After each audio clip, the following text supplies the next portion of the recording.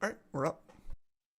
Hello, and welcome to the PCH Pit podcast. Today we'll be covering our week 3 review of the Columbus event in Georgia, and we will be doing previews for the Albany event in PCH and the Hartsfield event in South Carolina.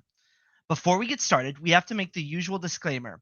Any views or opinions shared on this show are solely that of the individual contributor and do not reflect the views of PCH Pit, any FRC team, First, Georgia First, South Carolina First, or any of their affiliates and sponsors. So, the idea behind this show is to serve as an FRC talk show that focuses primarily on the Peachtree and South Carolina districts. We're going to be talking about a variety of topics, so don't be surprised if you see us drop some hot takes. Ultimately, we're hoping to provide some entertaining and engaging discussions.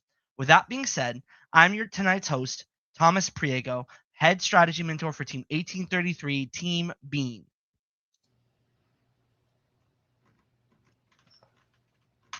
I'm Brian Carlson with Ignite Robotics. I'm an electrical mentor, and I need to find the right script to read. I'm on the wrong one. And then I'm Josh Drake, aka Pongo. I'm a lead strategy mentor and drive coach for Team 343 Battle in Motion. With that being said, and also we have the spiritual dude, Ian, our producer. You cannot see or hear, but he's here and he's watching. He's maybe listening. I don't know. I don't know what spirits do. All right. With that being said, first we have our week 3 reaction of the Columbus event. Brian, you were there. What do you have to say? Yes. So week 3, we saw the game sort of advancing a little bit. We could talk about some of the ways the styles have changed a little bit after the recap. But it started out with the usual contenders. We had 4026 coming from Albany. We had 7451 Avenger making their second competition along with the Net Robotics and 2974. Coming in, there are some new teams coming in. 4188 we thought would have the home field advantage and do well, and they did. So day one, it really was about trying to establish consistency. We had a good number of teams that were playing their first event there. I think it was about a third to half of the teams were first event. So you had those first event jitters. And, Ignite was doing the typical thing. We the first few matches were having some issues, worked through those before it started taking off. But Walton jumped out to the lead early on and kept it the whole way. Going into day 2, there was a lot of uncertainty about what was going to happen. There were a lot of teams that are performing well. There was 7451, 4026, 832, 4188, with Walton sort of outside of a mess up in a match, controlling their destiny, and they eventually did. What was interesting during the competition was Oscar 832 got over ranked a little bit, and it ended up coming into third, which presented some interesting scenarios. And so 2974 took 4188 Columbus Space Program. 832 Oscar invited 6829 Ignite, who declined the invitation. Oscar then invited 4026 Decatur Robotics, who accepted, and Ignite took 7451 Avenger. So we'll talk about some of this afterwards, some of the strategy behind that. But it was a very interesting twist, which impacted how the alliance selection went, even at the number 1 pick for Walton standpoint. Going through the event, things sort of progressed. The Walter made it easily to the end. Oscar made it to the top of the upper bracket before being knocked down, meeting Ignite in a lower bracket. The number 3 alliance we had called a substitute bot, and the number 2 alliance of 4026 832 Oscar executed as they had all competition, and ended up advancing to the finals and losing 0-2 of Walton taking the blue banner. On the award side, we had 4188 picking up their Impact Award and 6925 picking up the EI. So you have a cling bling for 4188 for winner and EI. There was not a rookie all-star, but we did get a rising all-star by 10-3-76. All in all, it was a very good weekend. You did see all those teams that were playing their first event get better over the weekend. And then you did see the returning teams from Dalton, mostly from Dalton, coming to Columbus. You seeing them taking their game from week one and sort of evolving how they're playing. So with that, we want to talk about sort of the alliance selection, some of the discussions there. So I talked to a bunch of different teams about this. I wanted to make sure the way I expected it is what happened. And I did get confirmation.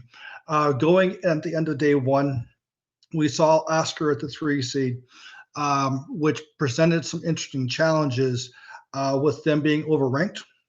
And so I know Walton and other teams were looking at that of, could there be a scorch? And for those of you that don't know what a scorch is when a team is overranked,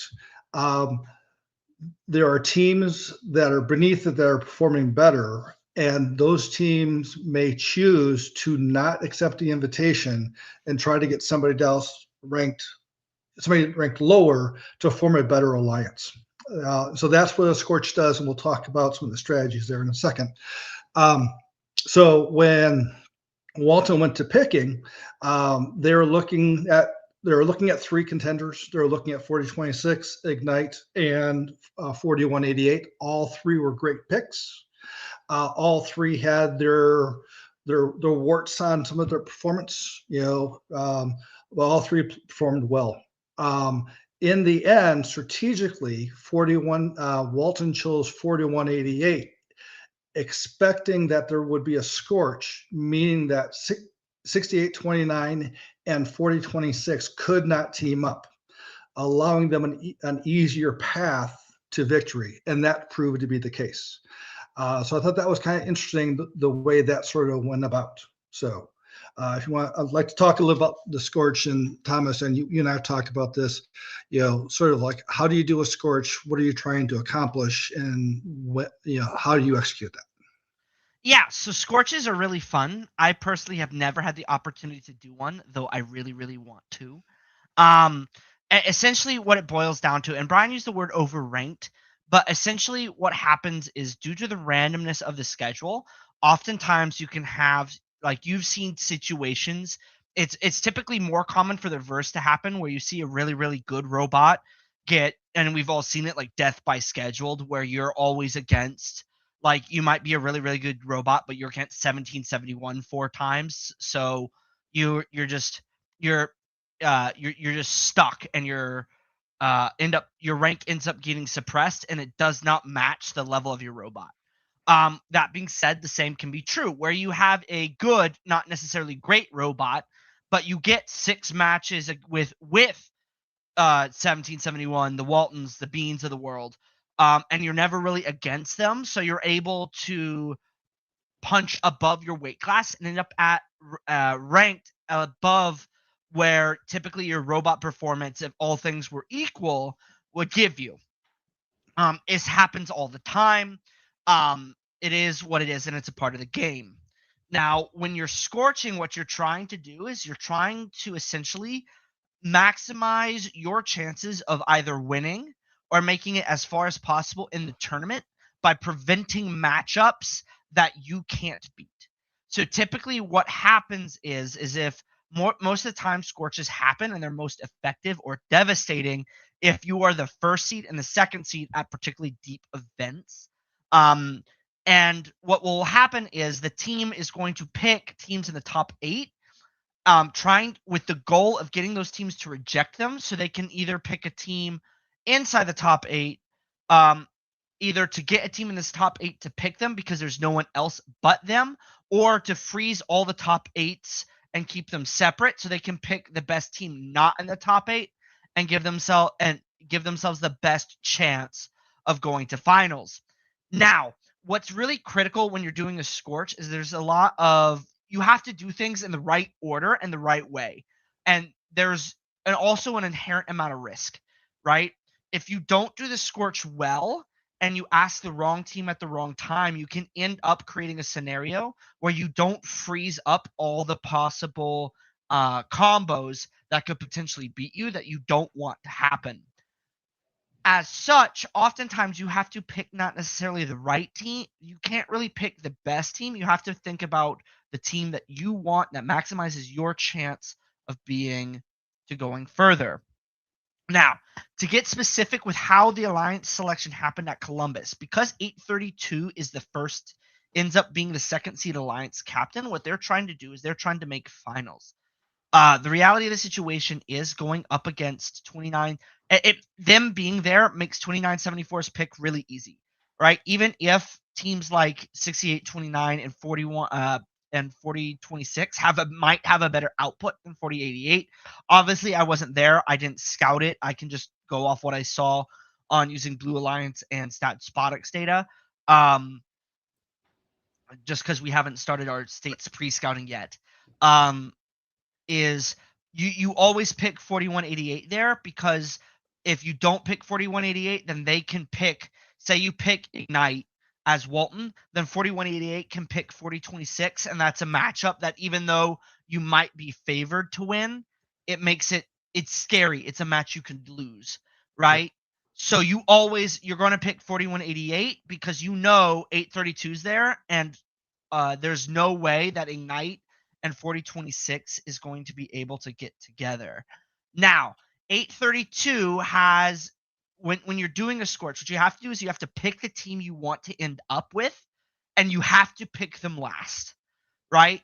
And that's the risk. That's what makes scorching so difficult, is because you can't typically in alliance selection, like with Team Bean last week, we weren't trying to scorch, so we just picked the team we wanted first, and they said yes. But when you're scorching, you want teams to say no, and teams are going to say no to you. So you have to pick the team you want to say yes last. And you have to pick the teams that you think you essentially have to go down the list of teams that are better than you, and then and eliminate all of them so that the team you want has to say yes, because you're the best team that you've taken away all their picks. Right. So let's use an example from last year. Let's assume Ignite ranked first, right? There were 3 really strong teams last year, Bean, 1771, and Walton, right? So if we want to get the best spot, which I think last year was 1771, I would pick Bean. Usually I'll pick the higher rank one because they have more flexibility in what they can do. So let's say Bean was wearing second, 1771's third, and Walton's fourth. We would pick Bean. If they say yes, they know that 1771 and Walton team up and we lose, right? So they're going to say no. And I asked them first because I want to put 1771 in a position that if they say yes, they play with me. But if they say no, I take Walton, and nobody has a second good bot. And so the best choice for 1771 at that time is to say yes, because I burned everybody else except for 2, the one I'll take and the one I want. Yeah. And an important thing to note is in that scenario where Bean is ranked second, almost always I recommend you don't pick the team below you because they're already self-scorched, right? The 1 seed is the only team that can pick the 2 seed, so you run the risk of a yes if you pick them, right? They're already scorched, so you don't really have to waste that pick. They're often the last team you pick. Just to, like, if we were to do it, let's say I'm a team, a pancake bot that is seeded first at Columbus. If I want to pick Walton, they're seeded second. I'm going to pick everyone else in the top 8, and then I pick Walton last. And then you often have the team you end up with is going to be outside the top 8. That being said, what's important is full scorches where all 8 decline often never happens. You almost always see what happens is a good example, I believe, it was Beans Field last year. I can't remember if they were where they were in their division, but there was if you want to see a good effective scorch, it's that one there. Let me look. I forget the division name. It was the one OP's division last year. Right. Oh, that was a very daily. good one. Yeah, That was it was the daily. it was the daily division Yeah, where you the another one historic one was the 2013. I believe it was Galileo, whatever 1678 came out of. That was a yeah great one. that one was the first year that 1678 made Einstein, so it was before 1678 was 1678, and a bunch of people said no. But a really good example of a scorch that you can actually watch the alliance selection video. I think it might be blocked by copyright, but you can go look the alliance selection video 4415. They don't ask the entire pick the list. They essentially what they do is they freeze. They know they don't want 1678 to get together, 1678, 1796, and 2056 to get together. So they ask those three and I think one other. Once they get all four no's, they then ask team 694, who was the fourth best of those, who was outside the top 8, so they had to say yes. And because of the scorches, they weren't going to bump in. And as they made themselves their best chance of making finals and winning the event. They ended up losing in match 9 to 2056. But that's a really good example. If you want to watch a scorch, go back and watch the daily division alliance selection. That one was really, really, really good. That one was quite nice. And again, it is risky because instead of asking to get teams to say yes, the goal of the scorch is to say no. Yes. So to sort of wrap up with the Columbus one, so they invited, so they knew there would be a potential for a no. If they would have asked Decatur first, they probably would have said yes, right? Because there wasn't a lot of flexibility there. So this scorch being very small was very unusual because the fact that there wasn't a lot of flexibility of like, if I say no. So there was if you're trying to scorch in that case, there was a greater risk at getting the acceptance that you may not want. But it turns out if they would have tried to scorch or if they would have just picked as they did, the results would have been the same. Yes. So with that, I feel like we can start to move on. Some interesting strategy notes that I saw out of Columbus. I really don't feel like we've gotten to a point where the meta is evolving in the game quite yet, at least in our district, just because we aren't at the point where robots are soloing the 360 point threshold.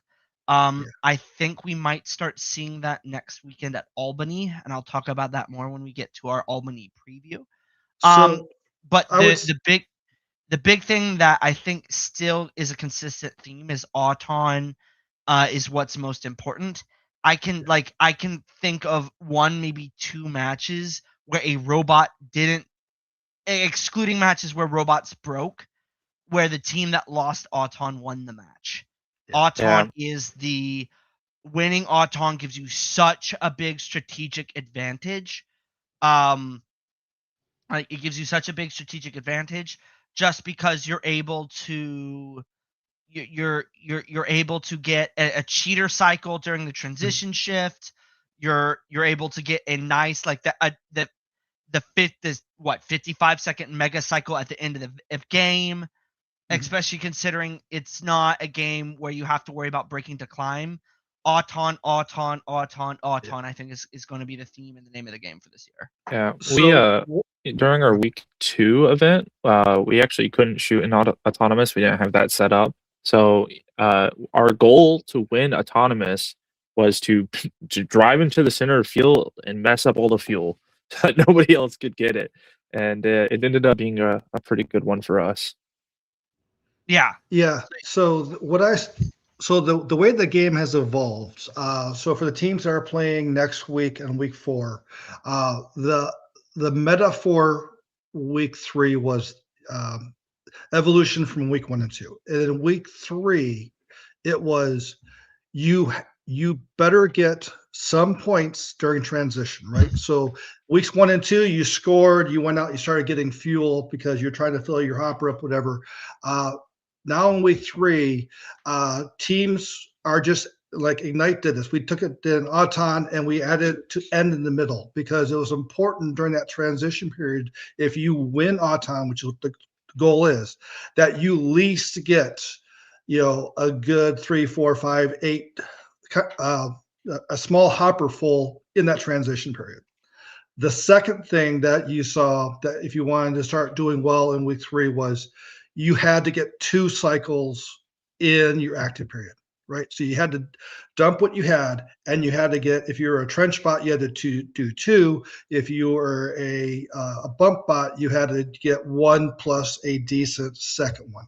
So that's what I'd look for going down into Albany is work on those things. If you have an Auton that it works and it just does it in your alliance zone, add something to go over the bump so that way you can be ready in transition to get those points. Those details will make a big difference. Yeah. So, looking ahead, with Columbus now in the rearview mirror, we get the chance to look ahead to week 4, and we have 2 events we have the privilege of previewing this week. First up, we will handle the Albany preview in the PCH or Georgia district. This event, unlike Columbus, was held last year, so we do have returning defending champs with 1771 North Gwinnett and 6919 the Commodores, as well as 4459 the Leotex, who unfortunately will not be at Albany to defend their crown and will instead be at the Gainesville event week 5. Some robots to look out for. We have 1771 coming off their event win at Gainesville with Team Bean, and we have a couple others with 1002, 1648, 6919, and 4188, all already having event winner blue banners this season. This is probably the closest event we'll have to a state preview. Brian, is looking at Albany, are there any things that you think we might see coming out of these teams? I think you're going to see a lot. The scoring's going to go up. I think in this one here, doing this, 4188 was doing those small things, right? Making sure they got the transition period, make sure they get the double cycles. I think at this point, you're going to start hopefully seeing a little more evolution of the game where maybe you see some passing and stuff like that. So I think teams need to be ready to be flexible. The field is deep enough and good enough. You can start playing different ways. And so I think it's, yes, there's some clear favorites there, but who's going to rank first is going to be who is consistent, and maybe who has a little more favorable schedule. I think that's something that's important. I think the seeding at Albany is not going to be a foregone conclusion.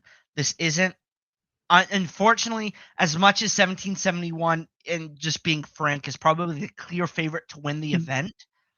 PCH and First is littered with tons of events where the clear favorite does not end up seeding first for one reason or the other. Yep. Unfortunately, we have not seen, and I do expect 1771 to have improved off of their Gwinnett performance, but we haven't seen them or anybody really get close to soloing in Georgia that 360 ranking point. And until you get to the point where you're able to do that, because the threshold, the gap between the thresholds is so large, where it's so easy to, or it's significantly easier to get that 100, but so hard to get that 360. You can have teams operate in that same level. It's not guaranteed that 1771 is going to be able to see first. So it's going to be very, very interesting, especially if they don't see first how alliance selection ends up.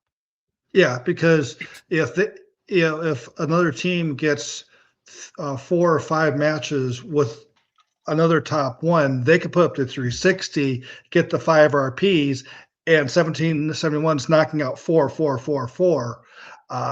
And RNG sort of can get you there. Now, 1771's going to, for the most part, control their destiny. I expect them to be improved from last time, and so they probably don't need as much help as before to get to 360.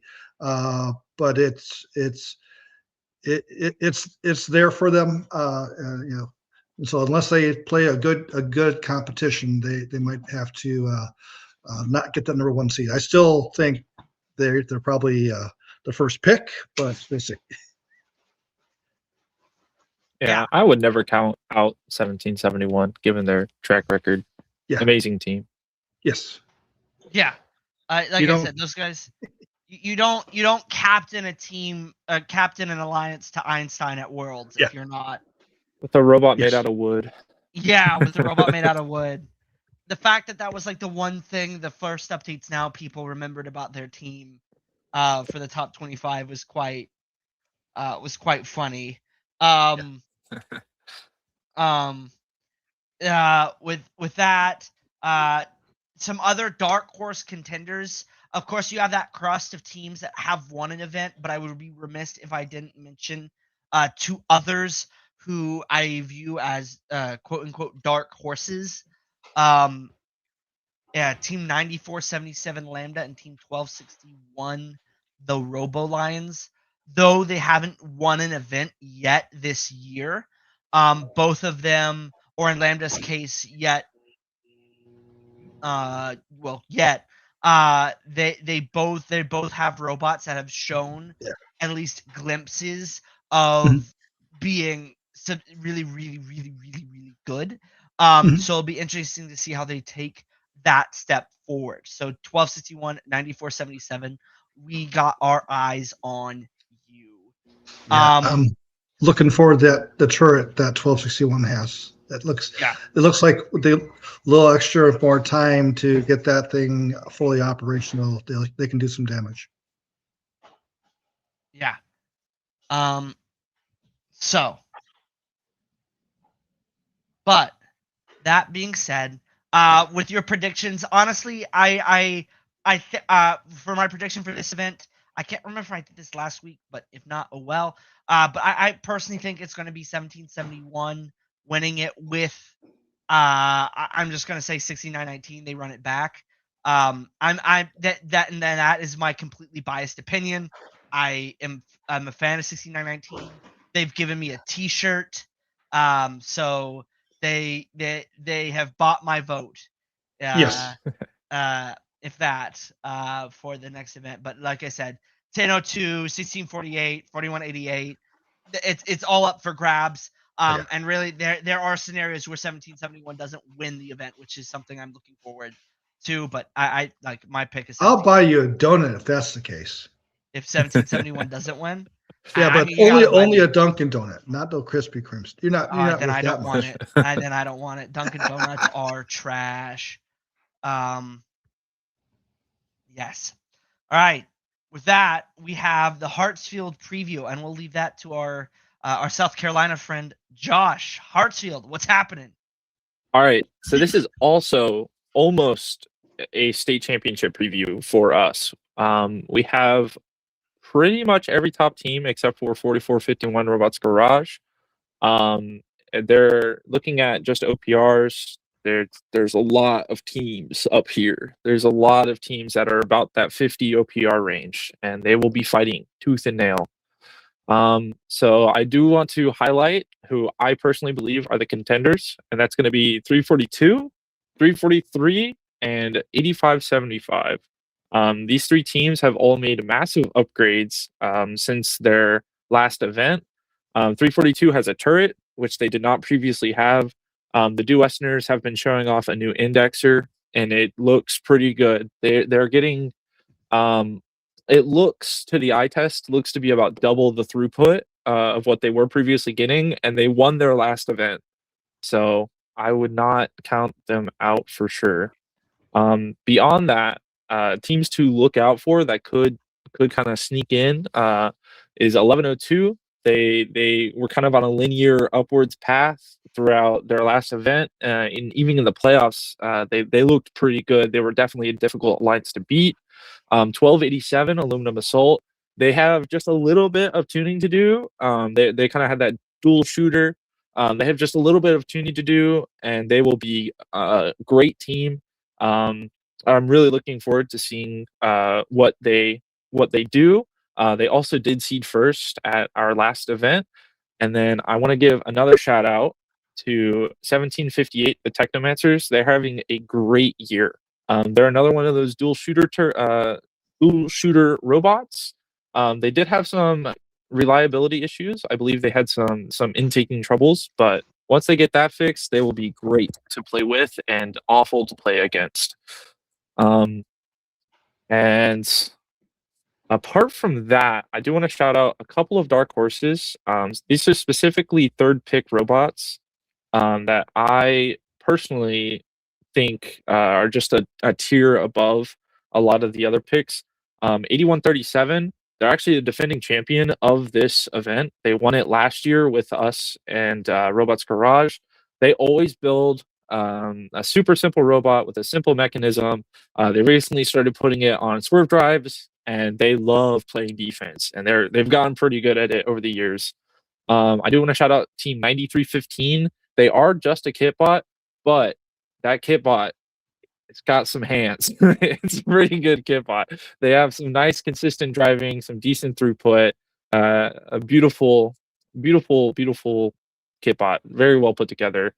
And then my last dark horse, while they're not specifically a third pick, but Team 6366 have said that they're doing a double turret robot. So I am super excited to see if they pull that off. I would love to see them pull that off. Yeah, it's gonna be a really good event. I'm kind of nervous competing at it. I hope we do good. I hope everyone has a great time. But whoever does super well at this event is going to look very scary going into our DCMP, as this is most of our top teams are here. And I hear double turret and I cringe. I appreciate that the teams that have it is a significant engineering challenge, and yeah, it's cool. It like, man, I'll just say it's cool as hell, but like I have yet to see a good one. I feel like, but man, they are cool and fun to watch. Yeah, we'll see what they pull off. I believe they have a powered floor like roller indexer. So if they can get that tuned nicely, I don't think they'll have any questions about their throughput. More so of the programming challenges of that design. Yeah. Coding one turret is hard enough. Coding two, doing the math twice. Just because the inherent advantages of being turret is to be able to shoot on the move. So having to do that, talking to some of the 1771 programming people about having to like do shot maps for shoot on the move for one turret seemed to be pretty hard. So I can't imagine wrapping my head around doing it twice. But yeah, I often look forward and I enjoy watching the South Carolina events a lot. Often I'll watch them a bit more than I will the Georgia events. Just so the first time just because I have to break down the Georgia events with the kids. So often we'll watch those after, so we can like pause matches and go back. But yeah, this South Carolina event looks really, really, really entertaining, and it looks like it'll be I like events where there's no clear, either because everyone's really high or everyone's in the like everyone's nice and clumped in the mid tier. Yeah. Because I feel like that's where you'll often see like unique strategies, and you'll get good nuggets of ways that you can eke out advantages and like steal wins. So they're always really fun events to watch, and you can look and steal some things that you might not be able to use immediately, but you can kind of keep them in your back pocket till you need them. Israel was always a fun district to watch for that purpose, and I definitely recommend starting to watch these later Michigan events too. if you're looking for those. But yeah, this South Carolina event, I'm really excited to watch. Is there anything else that you guys would like to add, Josh and or Brian and or Spiritual Ghost Ian? I like this game. I still love this game. Shout out the GDC. It's so fun to watch and play. Yeah. I still think there's small improvements, right? Making the climb worth more, or figuring out a tiebreaker that would be better fitting than what we have right now. But overall, people come in, they watch it, they don't know what the game is, they don't know what the theme is, but they know what they're doing, and they oh, that's good. Oh, right. Reactions on people like, oh, that's a good shooting bot, and then they see Walton and Bean and 1771, and like, right, and that's world is just gonna be a blur of balls. Yeah, I think the one thing, and I think I said this last week, the one thing stopping this from being one of the best games of all time, if not the best game of all time, is the fact that the client, I feel like they messed up the ranking points. Yeah. I think they assumed that, because typically if you look at last year, there was easy to get rank point, middle, which was the everyone move and score one piece in Auton. Mhm. Then you had the medium rank point, which was the climbing ranking point, where you needed one team to be on a low cage or deep cage and one team to park. And then the next level was the scoring was it 5, and then it became 7 at Worlds Coral on all 4 Third levels. level, I believe. Yeah. Yeah, and then it got moved to 3 per level if you did the cooperation. Yep. This year I feel like the GDC assumed that the easy one would be 100, which they got right. The middle of the pack field would be the climb one, and the hard one would be the second game piece one again. But then no one climbed, so it ends up being the situation where there's a lot of people getting 4s, and at least in Georgia, not a lot of people getting 5s. And I being a stats and a data guy, looked back at this point last year. And this is something you can go, if you go to the insights page on the Blue Alliance per year. This we are at week 3. We have had 0 6 RP matches out of the 600 and 6,694 possible outcomes. I can't believe it didn't happen in Canada. I can't believe no that. one it requires 2 robots to climb in the same match. Right? So, if you look at week 3 last year, at week 3, out of the 2,000 possible out of the 2,000 possible matches, you had 291 6RP matches, which was 10% of the matches in week 3 get 6RP, and this year it is still 0. That is that is indicative of a serious miss. Yeah. I love the fact that the RPs that we're chasing are the core mechanic, right? Last year, you chased the climb RP because you needed to have the ranking game, but it wasn't the core mechanic, right? It was, get as many, algae and fuel, or algae and coral, what you're trying to do. So I love that we have the focus there. I don't mind the climb being underpowered as far as score, because I just wish that the Auton would have been the tiebreaker for the first one, right? That one, if you're doing good in Auton, you're getting the tiebreaker. So as long as you win the matches, you get the high score, and then have that tiebreaker, that'd be great. In Georgia specifically, last year at that, you just needed one climb and a park, and that was happening around 25% of the time in Georgia. With double bot climbs, it's usually around 8%. Now we're talking about doing an auton. I love what they did with the everybot, making it easy for teams to do it. But that double climb is very few teams can do that Yeah. in auton. It is significant. Like it's such a significant challenge. And also what made last year's climb different is because of the way the points were being scored in Reefscape. By the end of the time where you get in game, you're scoring in the trough. Mhm. Where points was it 2 points or 3 points in there? 2 points. Your points per 2 second points. were definitely higher for the climb. Yeah. So if you do the climb, that's the same as scoring 6 in the trough. Yeah. Where here, if I'm climbing L3, that's 30 points. Yeah. And just speaking for Bean, we have a hopper that shoots 50 balls in 2-ish Yeah. seconds. You know, So, like, if you're doing 30 points in 30 seconds, it's a point a second, right? Yeah. Like and teams are doing a lot faster scoring than 30 balls in 30 seconds. Yeah. So it's like just the points math doesn't make sense. Yeah.